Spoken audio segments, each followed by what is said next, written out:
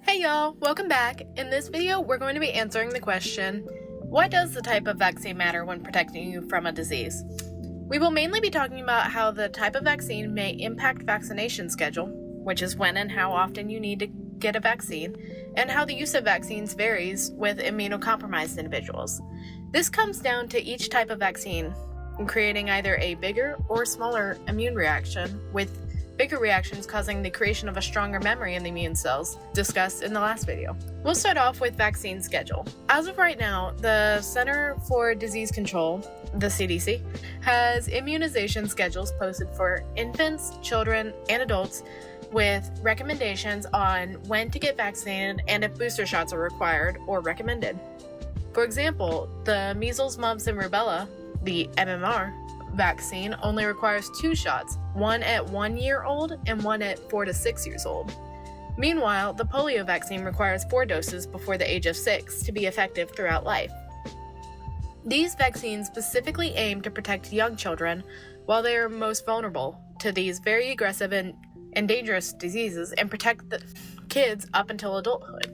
Meanwhile, the adult vaccination schedule is primarily based on receiving boosters if necessary. For example, some adults are considering or have gotten an MMR booster due to the outbreaks after taking titers, which is a type of blood test which will reveal low antibodies for measles. The reason for the different number of doses is because inactivated conjugate and mRNA vaccines are known to create a weaker immune response compared to a live attenuated vaccine, because the live attenuated vaccine is the closest to the real pathogen, while inactivated conjugate and mRNA vaccines code the proteins of a pathogen and will create a weaker memory and may not fully activate the adaptive immunity. The problem with enforcing this schedule to make sure vaccines protect people rather than only providing partial immunity is in healthcare availability and trust. In poorer areas, healthcare is more sparse and many people cannot afford it. Even in affluent areas where there are individuals that will not be able to afford preventative healthcare like vaccines.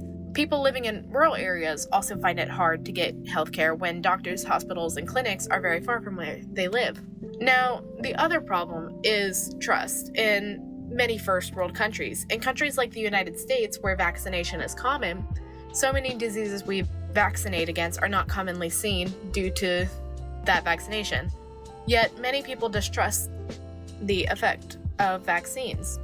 This has reduced vaccination against measles, which has increased measles cases across the United States, but most recently seen in West Texas in the spring of 2025. Similarly, annual diseases like the flu and COVID-19 require a vaccination each year to prevent the spread and development of the disease, so it takes time and money to get these each year.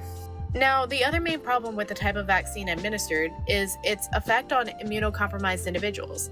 Live attenuated vaccines can cause more severe symptoms in people that are immunocompromised and still will not completely protect someone from a disease.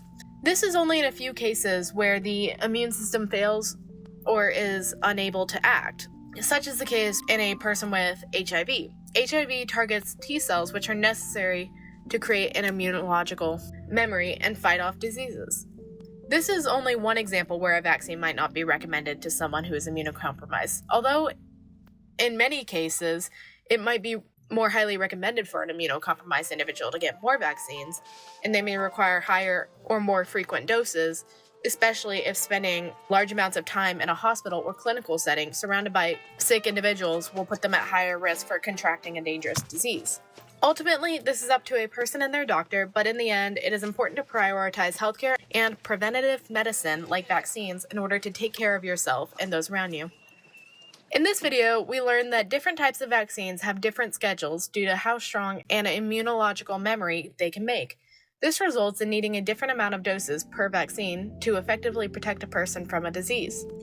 This is illustrated on an immunization schedule published by the Center for Disease Control and used by many doctors. Additionally, we learned that vaccine type needs to be considered when vaccinating immunocompromised individuals because they may be at risk of more severe symptoms and the vaccine may not even create an immune response effective for future encounters with a pathogen. Lastly, immunocompromised people may require even more vaccine doses to create a stronger immunity when they have a weaker immune system. We'll explore other factors that affect how a vaccine works in the next video. Why don't vaccines always work? Thanks for watching, and see you next time!